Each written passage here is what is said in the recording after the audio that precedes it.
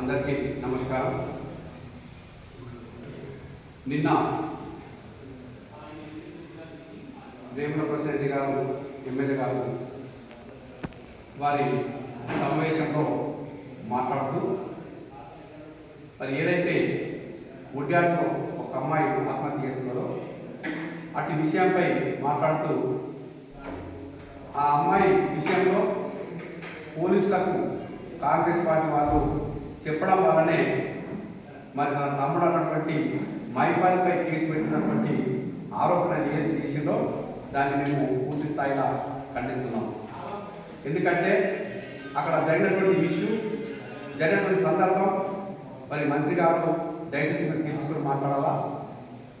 మరి అక్కడ జరిగింది మరి మైపాల్ అనే వ్యక్తి ఆ అమ్మాయిని, అమ్మాయి భర్తను, అమ్మాయి తల్లిని మరి ఇతరులను తన ఇంటికి తీసుకుని తన ఇంట్లో అమ్మాయిని మరి నానా రకంగా బెదిరించడం జరిగింది.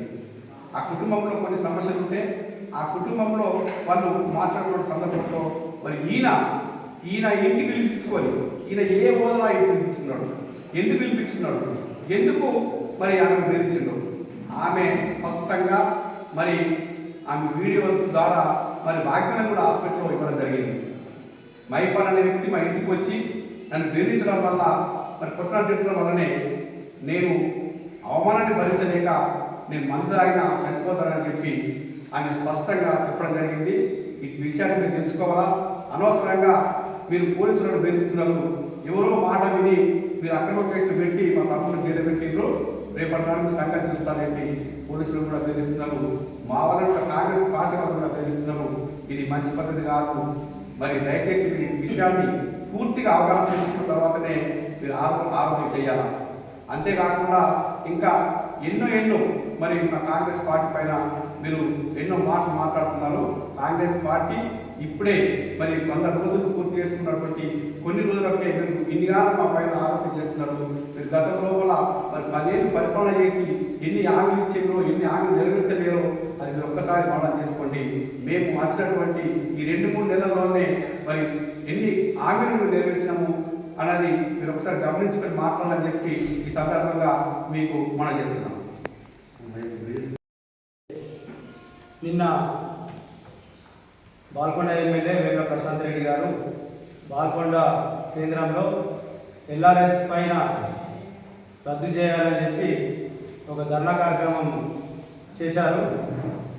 వాస్తవంగా ఎల్ఆర్ఎస్ అనే పథకాన్ని తీసుకొచ్చిందే గత ప్రభుత్వం. లబ్ధిదారులు ఎవరికైతే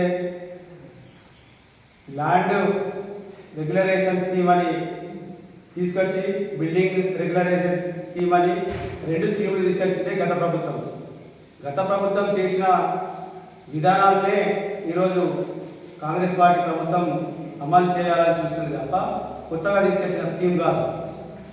అలాగే కాంగ్రెస్ పార్టీ ఇచ్చినటువంటి హామీల మీద ఆయన విమర్శలు చేయడం జరిగింది. నిజానికి గత ప్రభుత్వ హయాంలో వాళ్ళు ఇచ్చినటువంటి ఏవైతే హామీలు ఉండేనో అవి ఏవి కూడా పూర్తి స్థాయిలో నెరవేర్చకపోవడం చాలా సిగ్గుచేటు. వాళ్ళు ఇచ్చినటువంటి ఆయన గృహ నిర్మాణ శాఖ మంత్రి స్వయానా మన బాల్కొండ ఎమ్మెల్యే, ఇంతకుముందు గృహ నిర్మాణ శాఖ మంత్రి. అలాంటి గృహ నిర్మాణ శాఖ ఉన్నటువంటి ఆయన మన నియోజకవర్గంలో కేవలం ఒక 400-500 ఇళ్ళు తప్ప ఎటువంటి డబుల్ బెడ్రూమ్ ఇల్లు కట్టించిన దాఖలాలు లేవు. అలాంటి ఆయన నిరుద్యోగ వృత్తి కూడా ఇస్తామన్నారు. ఎంతమందికి నిరుద్యోగ వృత్తి ఇచ్చిందండి? ఇలా చెప్పుకుంటూ పోతే దళితులకు 3 ఎకరాలు ఇస్తామన్నారు. ఎవరికి ఇచ్చారు దళితులకు 3 ఎకరాలు? వాళ్ళు ఇచ్చినట్టు హామీలు రైతులు రుణమాఫీ ఇస్తామన్నారు, చేసిరా? వాళ్ళు చేసినటువంటి హామీలు నెరవేర్చకపోవడం వల్లనే ఈరోజు కాంగ్రెస్ పార్టీ అధికారంలోకి వచ్చింది. అధికారంలోకి వచ్చిన 48 గంటలలోనే 2 గ్యారంటీలను అమలు చేసిన చరిత్ర కాంగ్రెస్ పార్టీ. ఏదైతే మహిళలకు ఉచిత బస్ ప్రయాణం కానీ 10 లక్షల ఆరోగ్యశ్రీ కానీ కేవలం 48 గంటలలోనే అమలు చేసింది. అలాంటిది ఇప్పుడు మొన్ననే ఇంకో 2 గ్యారంటీలు కూడా అమలు పరచడం జరిగింది. 200 యూనిట్ల వరకు వాడిన గృహ వినియోగదారులందరికీ కూడా ఉచిత విద్యుత్ అనేది ఒకటైతే 500 రూపాయలకే సిలిండర్ అందించాలనేది ఇంకొకటి. ఇది కూడా మొన్న మార్చి 1వ తారీఖు నుంచి కూడా అమలు పరచడం జరిగింది.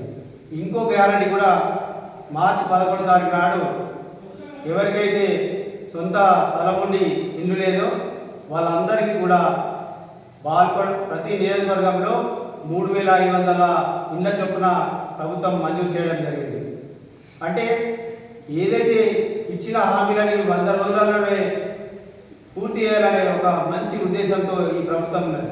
ఇలాంటి ప్రభుత్వం పైన విమర్శలు చేయడం అనేది నిజంగా మంత్రిగా పనిచేసిన ఆయనకు, ఇప్పుడున్న ఎమ్మెల్యేలకు ఇది ఆయన స్థాయికి తగ్గట్టు కాదు. ఆయన ఒకసారి ఆత్మ విమర్శ చేసుకోవాలా. మేము గత ప్రభుత్వంలో ఇచ్చినటువంటి హామీలని అమలు చేయకపోవడం వల్లనే ఈ ప్రభుత్వం వచ్చింది, వీళ్ళకు సమయం ఇవ్వాలి, ఒక 1 ఇయర్ ఇచ్చిన తర్వాత అప్పుడు ఏదైనా హామీలు అమలు పరచకపోతే అప్పుడు విమర్శలు చేయాలి. అంతేకాని కేవలం 90 రోజుల లోపలనే 5 గ్యారంటీలను అమలు చేసిన చరిత్ర ఉన్నది కాంగ్రెస్ పార్టీకి. అతి తొందరలోనే 2 లక్షల ఉద్యోగాలను కూడా భర్తీ చేసే ఆలోచనలో ఉన్నది ప్రభుత్వం.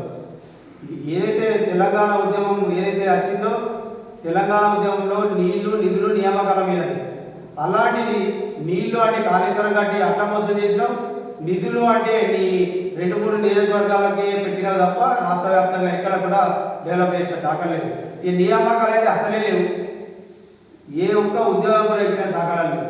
10 సంవత్సరాలల్లా మీరు ఏ 30,000 40,000 ఇస్తే కేవలం 90 రోజుల లోపలనే 30,000 ఉద్యోగాలు భర్తీ చేసిన ఘన చరిత్ర కాంగ్రెస్ పార్టీ, ముఖ్యమంత్రి రేవంత్ రెడ్డి గారికి. వారిని విమర్శించే స్థాయి హక్కు మీకు లేదని తెలియజేసుకుంటూ, ఇక ముందు వారు కాంగ్రెస్ పార్టీపై విమర్శలు చేసే ముందు ఆలోచన చేయాలని చెప్పి మేము హెచ్చరిస్తున్నాం. జై కాంగ్రెస్, జై కాంగ్రెస్, జై కాంగ్రెస్.